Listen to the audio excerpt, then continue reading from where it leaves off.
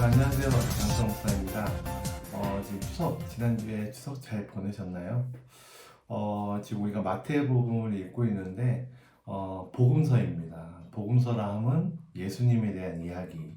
그러니까 예수님이 곧 복음의 핵심이겠죠. 그러니까 예수님께서 이 땅에 계셨을 때 어떤 것을 가르치셨고, 어떤 일을 행하셨고, 거기에 포커스가 맞춰져 있습니다. 그리고 복음서의 대부분은요, 뭔가 이제 그 대상이 있고요. 그 대상에게 뭔가 메시지를 주려고 하는 목적이 분명합니다. 그것은 바로 예수님이 예수 그리스도임에 대해서 이제 증거하고 증명하기 위해서 이제 이야기를 하는데, 이제 이 당시 초대교회 때요, 여러 이단들이 나타났습니다.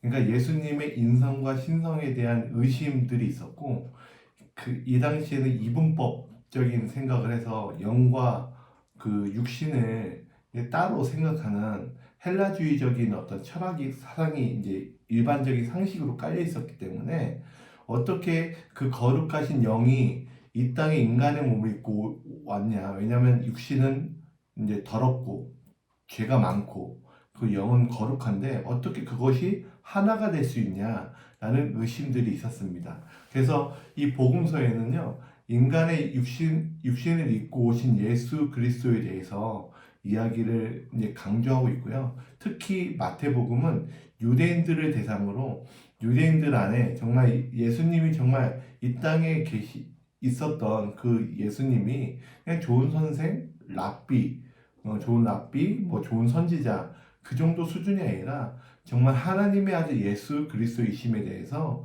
이제 이야기를 하고 증명하고 또 이 땅에 계셨을 때 무엇을 가르치셨는지를 이야기를 하고 있습니다. 그래서 오늘 마태복음을 읽어 나가고 있는 가운데 오늘 본문은 11장, 12장 말씀입니다. 자, 11장에는 이제 세례 요한에 대해서 이야기하고 있는데요. 세례 요한이 이 당시에 옥에 갇혀 있었죠. 헤로디아의 일로 옥에 갇혀 있습니다. 물론 다른 이제 내용이 나와 있기 때문에 굳이 이제 스토리는 얘기하지 않겠지만, 그래서 이제 헤롯에 의해서 감옥에 갇혀 있는 상황인 것이죠. 근데 이제 감옥에 갇혀 있는 상황 가운데 세례 요한이 굉장히 힘들어했던 것 같습니다. 그래서 이제 제자들을 보내서 이런 질문을 하죠. 이제 3절 말씀에 예수께 여짜오되 오실 그이가 당신이오니까 우리가 다른 일을 기다리오니까. 그러니까 이 질문의 핵심은 뭘까요?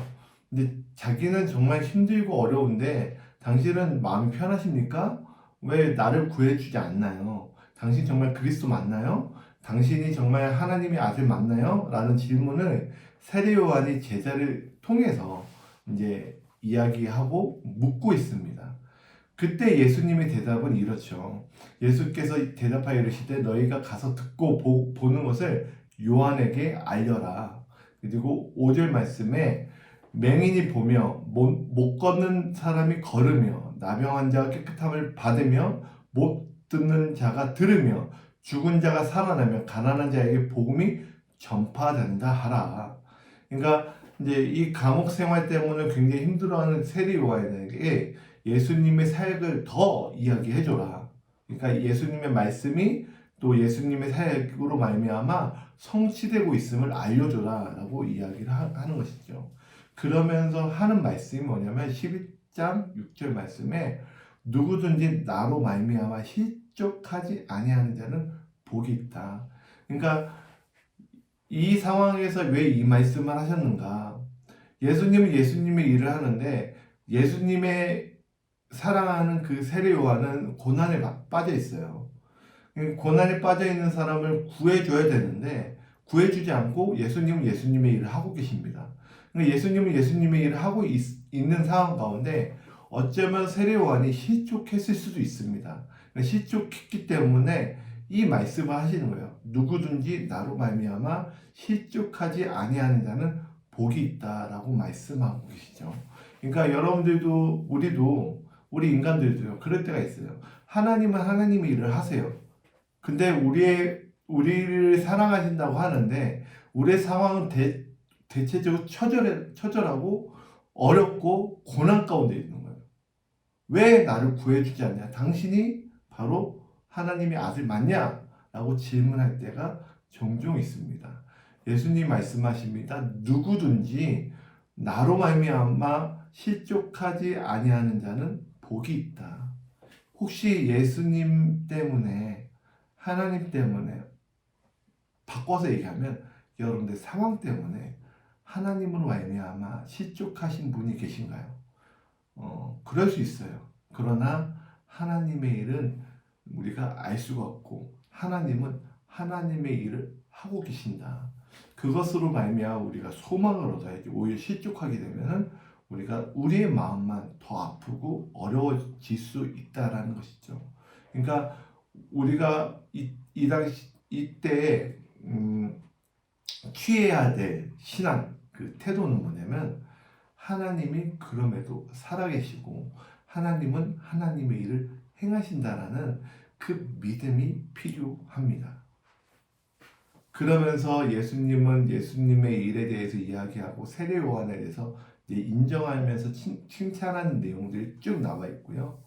그리고 7절부터 19절 말씀에 나와 있습니다. 그러면서 하나님의 일을 많이 일으킨 지역, 이 갈릴리 지역, 가버나움과 이 베세다 지역에 대해서 이제 책망을 하시죠. 화이스 진저라고 이야기하면서 계속적으로 이제 칭찬합니다. 소돔과 고모라를 비교하면서 소돔과 고모라가 이때 이 일들을 했으면 돌아왔을 것이다. 너네들은 정말 강팍하고 정말 너네들은 쉽지 않구나 라고 말씀하시는 것이죠. 그러면서 마태복음 11장 25절 말씀에 그때에 예수께서 대답하여 이르시되 천지의 주제이신 아버지여 이것을 지혜롭고 슬기 있는 자들에게 숨기시고 어린 아이들에게 나타내심을 감사하나이다. 그러니까 어린 아이들에게 이런 지혜들을 나타내셨다. 세상으로 말미암아 지혜롭고 똑똑한 사람에게 보이시는 것이 아니라 어린 아이들에게 나타내심을 이제 감사하시면서 이런 말씀하고 있습니다. 이 지혜는 어디서 나오느냐? 바로 11장 28절 30절 말씀. 이 말씀은 핵심이죠. 수고하고 무거운 짐진 자들아 다 내게로 오라 내가 쉬게 할 것이다. 나의 멍에를 메고 내게 배우라. 그러면 너희 마음이 쉼을 얻으리니. 그러니까 쉼을 얻는 방법은 무엇인지 아시나요?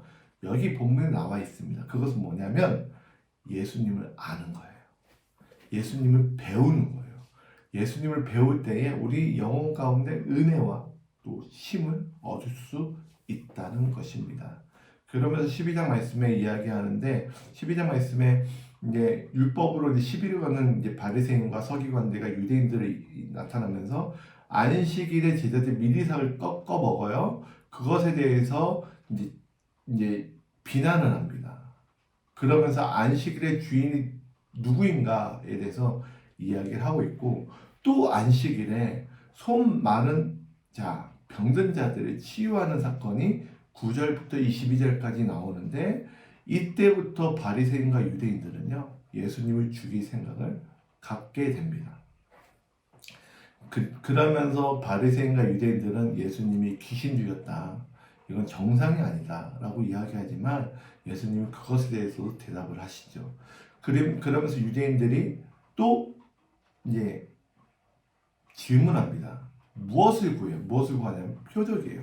왜냐하면 이 유대인들은 이제 뭔가 표적이 일어나야지 구약에 말씀된 표적이 일어나야지 메시아다라는 것을 이제 알 수가 있었기 때문에 표적을 구합니다. 당신이 정말 하나님의 아들이거든 표적을 보여라 라고 하시면서 그것에 대한 또 예수님의 대답을 하시죠. 그러니까 11장 12장은요 여러분들이 읽으면서 충분히 알 수 있는 내용입니다. 그러면서 예수님의 형제들 예수님께서 말씀을 전하실 때에 그의 어머니와 동생들이 옵니다. 그의 어머니와 동생들이 이제 올 때에 이제 사람들이 이야기하지 보소서 당신의 어머니와 동생들이 당신께 말하려고 밖에 서 있습니다. 라고 이야기하는데 예수님이 이런 말씀하시죠. 누구든지 하늘에 계신 내 아버지의 뜻대로 하는 자가 내 형제요 자매다. 그리고 어머니다. 라고 이야기하는 것이죠. 그러니까 하나님의 그 형제가 되는 것은 어떤 혈육에 의한 것이 아니라 바로 하나님의 말씀의 뜻대로 행하는 사람만이 바로 형제요 자매다라고 이야기하는 예수님의 교훈을 우리가 배울 수 있었습니다. 그러니까 11장 12장은요. 여러분들이 충분히 읽고 묵상할 수 있는 대목들이 굉장히 많습니다. 그래서 읽고 묵상하시고 오늘 하루를 정말 승리하며 살아냈으면 좋겠습니다. 감사합니다.